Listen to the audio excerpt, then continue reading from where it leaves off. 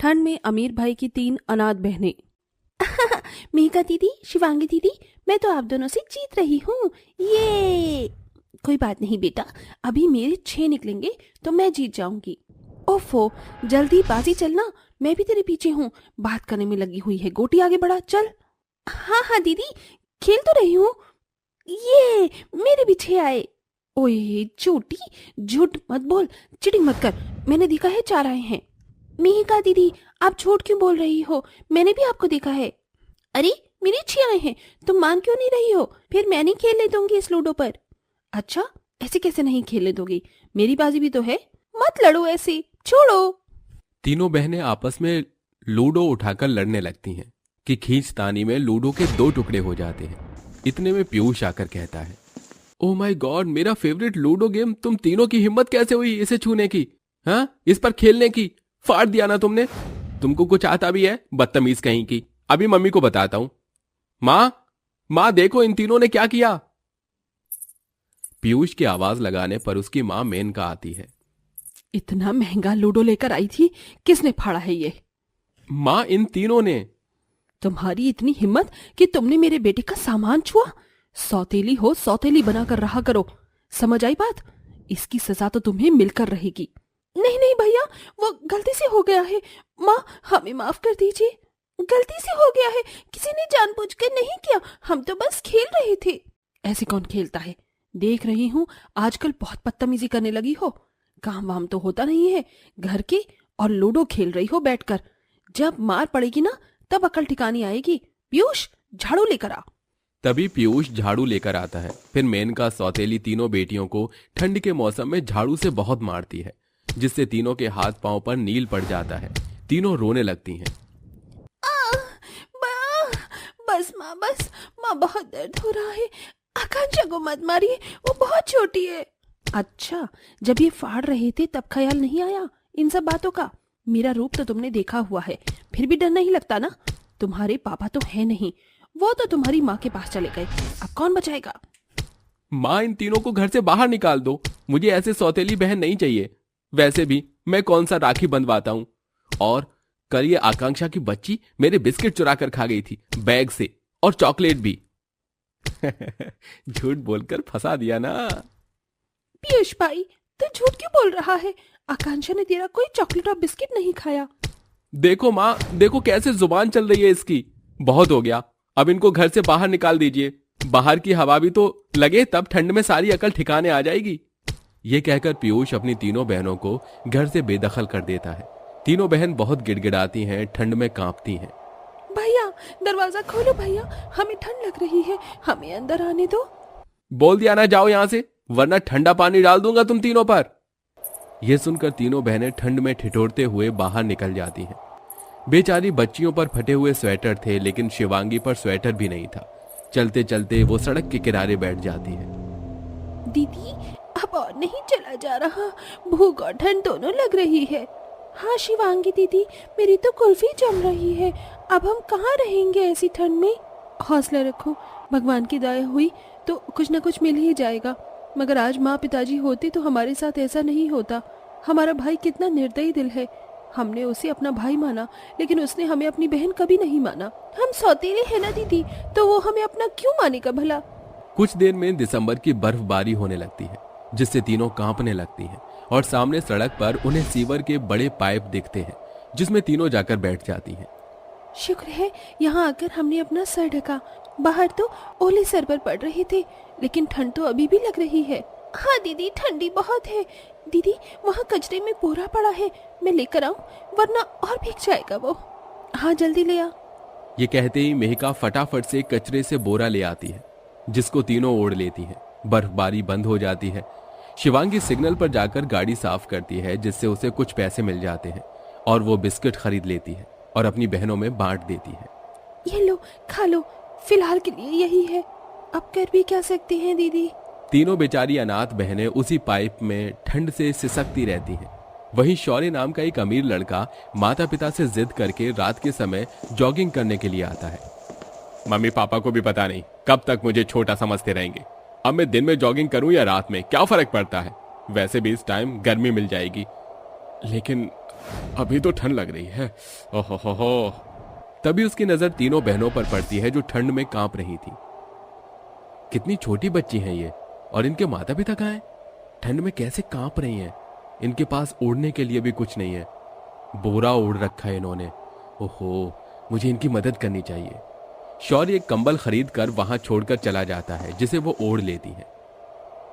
पता नहीं कौन हमारे पास रखकर चला गया, शायद मदद करती होगी। तीनों बहन को अच्छी नींद आती है। अगली सुबह शौर्य की नजर उन्हीं लड़की पर पड़ती है जो कि सिग्नल पर बाजू से गाड़ियां साफ करके पैसे मांग रही थी। तब तो वो चला जाता है, लेकिन रात को जॉगिंग करते समय फिर शौर्य की नजर उन तीनों पर पड़ती है, जहां तीनों बहनें ठिठुर रही थी और आकांक्षा भूख से रो रही थी। दीदी, मुझे बहुत भूख लग रही है।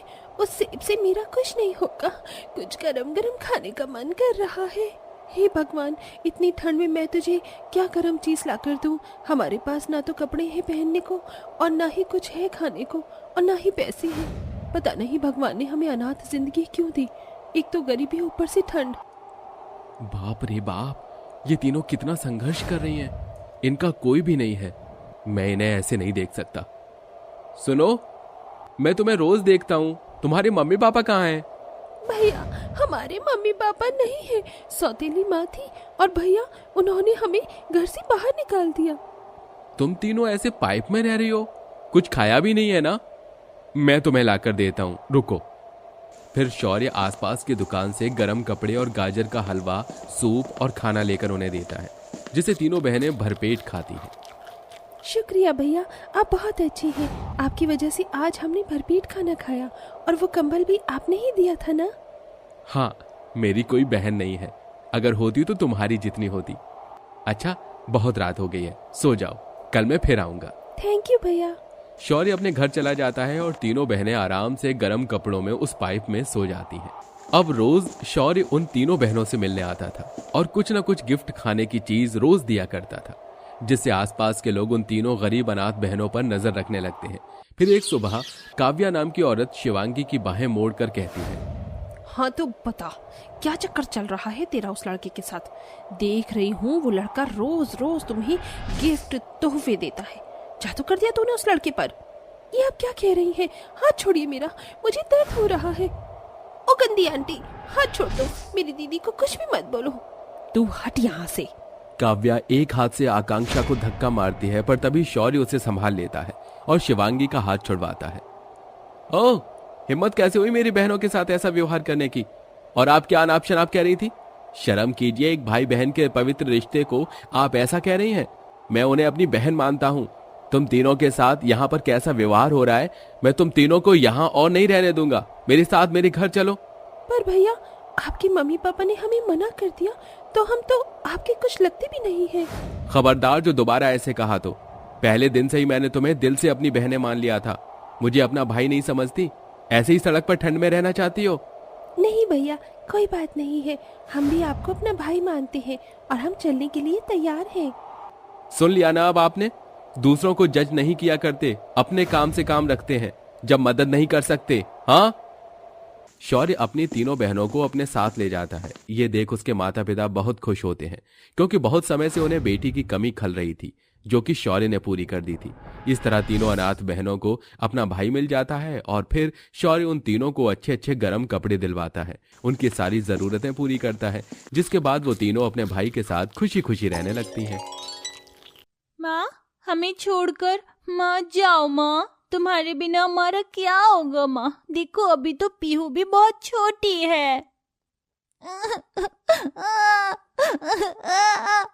पीहू की रोने की आवाज से हिमानी की माँ कस्तूरी उससे कहती है, देखो हिमानी, अपनी बहन का ख्याल रखना और अपने पिता का भी। उनकी तबीयत खराब रहती है अक्सर। अब तुम इस घर की बड़ी बेटी हो। नहीं माँ, हिम्मत रखो, डॉक्टर आने वाला है। आपको कुछ नहीं होगा, मैं आपसे वादा करती हूँ, मैं आपको कुछ नहीं होने दूंगी। हिमानी अपनी माँ के हाथ को पकड़ के फूट फूट कर रो रही होती है। इधर उसकी छोटी बहन पीहू रो रही होती है। अपनी दोनों बेटियों को इस तरह अपने लिए तड़पते हुए देख कस्तूरी अपने पति से कहती है, मैं जा रही हूँ जी। अब से आपके ऊपर इन दोनों बेटियों की जिम्मेदारी। इनका अच्छे से ख्याल रखना। इतना बोलते ही कस्तूरी भगवान को प्यारी हो जाती है। इसके बाद उसका पति महेश अपनी दोनों बच्चियों को रोते हुए संभालता है। अरे उठ जाओ, रोना बंद करो। तुम्हारी माँ भगवान के पास गई है और वहाँ वो खुशी से रहेगी। अगर तुम इस तरह रोओगी तो उसे भी बहुत दुख होगा। पिताजी, क्या माँ अब हमारे पास दोबारा कभी नहीं आएंगी? नहीं बेटी, पर तारा बनकर तुम्हें हमेशा देखती रहेगी। महेश अपनी दोनों बेटियों के साथ मिलकर कस्तूरी का अंतिम संस्कार करवा देता है, जिसके बाद वह मजदूरी करके अपनी दोनों बेटियों का पेट पालने की कोशिश करता है, लेकिन ठंड की वजह से वो बहुत ज्यादा बीमार पड़ जाता है।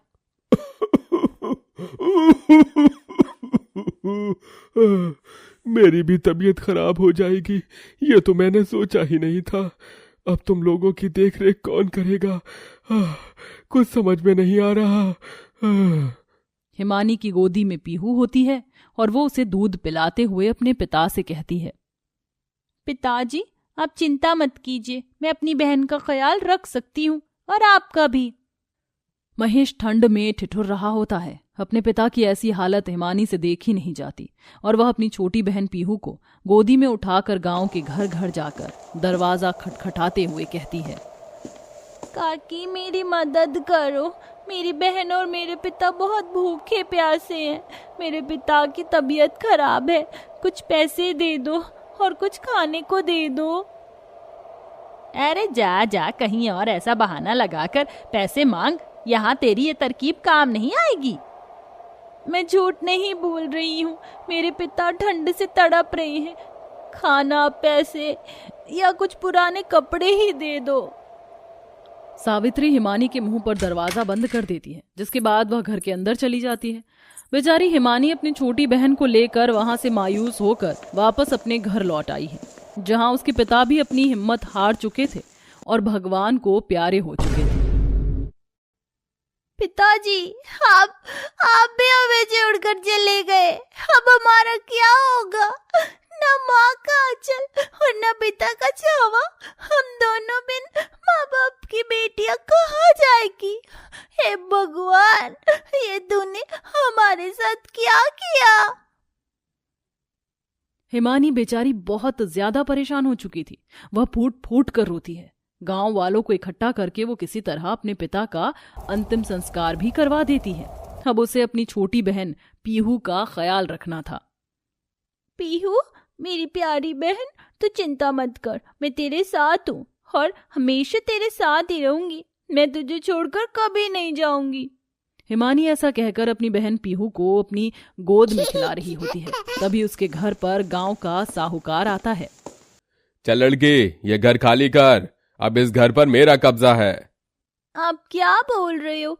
इस घर पर आपका कब्जा कैसे हो सकता है? ये तो मेरे माता पिता का घर है। बड़ी कैंची की तरह तेरी जुबान चलती है। अभी बताता हूँ तुझे। ये देख, तेरे बाप ने इन पेपर पर दस्तावेज करके मुझसे पैसे उधार लिए थे और ये घर गिरवी रखा था। अब ये घर मेरा हुआ, तेरा बाप तो जिंदा नहीं है पैसे भरने के लिए। हिमानी साहूकार के पैरों में गिरकर रोने लगती है और रोते हुए कहती है, मैं आपके पैर पड़ती हूँ। हम दोनों बहनों का इस छत के अलावा और कोई सहारा नहीं है। हम दोनों कहाँ भटकेंगे? ये सब मेरे आगे रोना धोना नहीं चलेगा। चल हरिया, इन दोनों को इस घर से बाहर निकाल। हिमानी अपनी बहन पीहू को गोदी में उठा लेती है, जिसके बाद हरिया उसे घर से बाहर निकाल देता है। ठंड में ठंडी ठंडी हवाएं चल रही होती हैं, जिसके चलते हिमानी को और उसकी बहन पीहू को बहुत सर्दी लगती है। बहुत सर्दी है पीहू, मैं समझ सकती हूँ, तुझे बहुत ठंड लग रही होगी। तेरी बहन तेरे लिए कुछ न कुछ जरूर करेगी पीहू। हिमानी कुछ देर चलती रहती है, जिसके बाद उसे एक बड़ा सा पाइप दिखाई देता है, जिसके अंदर हिमानी अपनी छोटी बहन को लेकर बैठ जाती है। उस पाइप से ठंड तो कम लगती है, लेकिन अब उसे अपनी बहन का पेट भरना था। पीहू, तुझे भूख लगी है ना? रुक जा, मैं तेरे लिए खाने के लिए कुछ लेकर आती हूँ। तो मेरी प्यारी बहन, इसी पाइप में रहना, तुझे यहाँ ठंड नहीं लगेगी। हिमानी ऐसा कहकर वहां से चली जाती है और वह बाजार में एक बड़ा पाव वाले के पास खड़ी होकर उससे भीख मांगती है। अंकल अंकल, मुझे एक वड़ा पाव दे दो, मुझे बहुत जोरों से भूख लगी है। वड़ा पाव बेचने वाले हिमानी को एक जोर से धक्का मारता है। हिमानी जमीन पर गिर जाती है। अरे चले जा यहाँ से, तुझ जैसे बच्चे रोजाना यहाँ पर आते हैं। हिमानी रोते हुए वहां से उठती है और दूसरे दुकान वाले के पास पहुंच जाती है, जहां उसे एक दुकान पर दूध की थैलियां रखी हुई नजर आती हैं।